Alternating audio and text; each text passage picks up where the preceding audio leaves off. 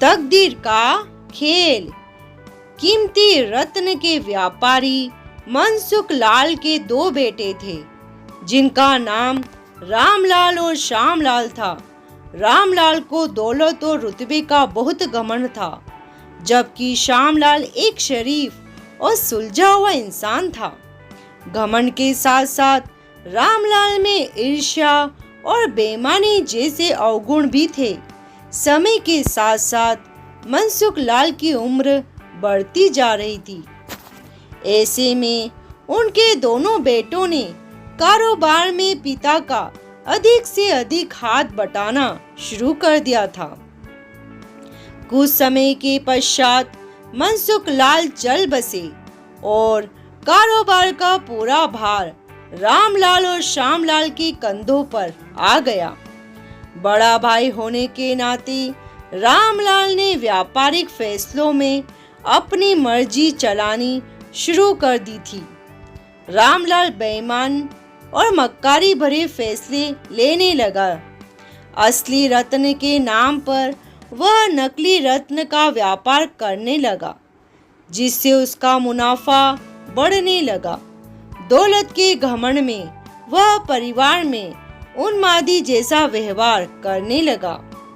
दूसरी तरफ श्यामलाल को शुरू में रामलाल की बेईमानी का इल्म तो नहीं था, परंतु जब उसने उसके व्यवहार में परिवर्तन देखा तो पूरे माजरे को समझने में उसे ज्यादा देर नहीं लगी।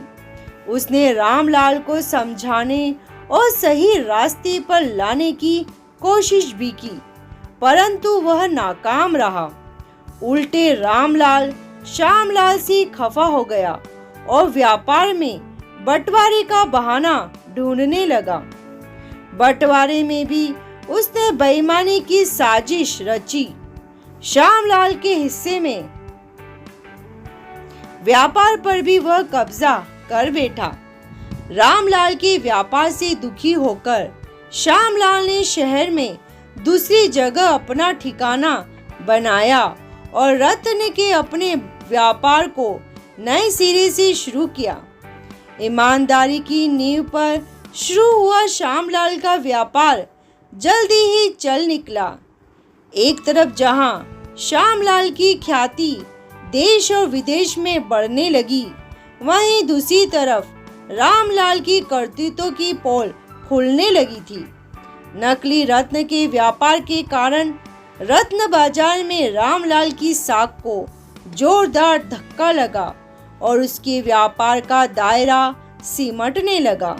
अंततः नौबत यहाँ तक आ गई कि रामलाल को धन के अभाव में अपना घर, दुकान, सामान तक बेचना पड़ रहा था। जल्दी ही रामलाल के हाथ से सब कुछ निकल गया और वह परिवार सही सड़क पर आ गया। अब रामलाल को अपने किए पर पछतावा हो रहा था, परंतु उसकी तकदीर ने जो खेल खेला था, उसे आसानी से पीछा आना उसके लिए संभव नहीं था। दूसरी तरफ श्यामलाल अपनी ईमानदारी और मेहनत की बदौलत रंग से राजा बन गया था। जब रामलाल की बदहाली की खबर श्यामलाल को लगी तो उसे बड़ा दुख हुआ।